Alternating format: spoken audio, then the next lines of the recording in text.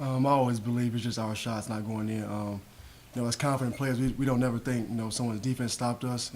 We should never think like that. But they did play solid defense, give credit to them. But I just believe our shots didn't fall. You guys have been pretty good about bouncing back this year after you have a rough game. Just what's the field been like the last day or so, and how do you feel like you're ready for this next one?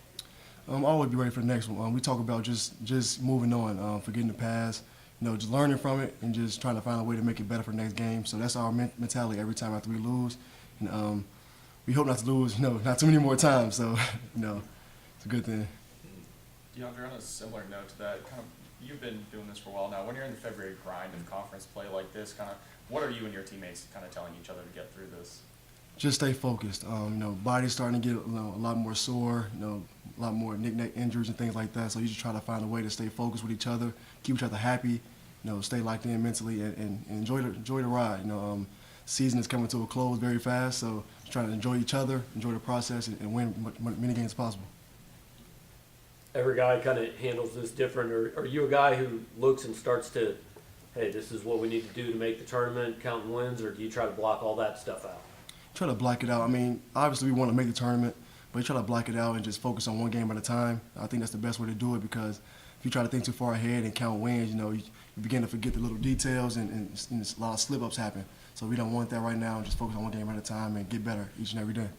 Sure. We talked to Demoy when he was going through a little bit of a shooting slump, just about his mentality through it all. What was that like for you when you hit a little bit of a rough patch? We've been playing basketball our whole life, so things like that is going to happen. So you just try to find a way to stay focused, like I said, keep each other happy, mentally locked in, and just stay in the gym. Eventually it'll all break through for you, and you got to find a way to keep going. That's all. When you're on a deep team, sometimes guys' roles fluctuate from week to week. As a veteran, I'm sure it's a little easier to deal with, but maybe for a younger guy, it's not. Just what's that like over the course of the year when you got a lot of minutes one game, maybe not as many the next? I think it's tough, for whoever, but like I said, go back to being connected as a team and just trying to keep each other happy. We know we all came here, we sacrificed, we all came here trying to win, get to the tournament and win a national championship. So things like that, just every day, just remind each other why we're here, why we came here, and trusting Coach Gates and his rotations and things like that, so just believing each other and trusting. How much of that does fall on the players?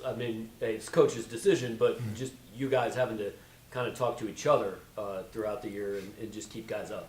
Yeah, you never try to rely on the coaches for things like that, because, just we always with each other, we close with each other, and the coaches are, they're part of our family as well. But with players in our locker room, it's a little different. So we try to just make sure we stay, stay in each other's ears and talk and keep the confidence high and keep the mentality good and things like that.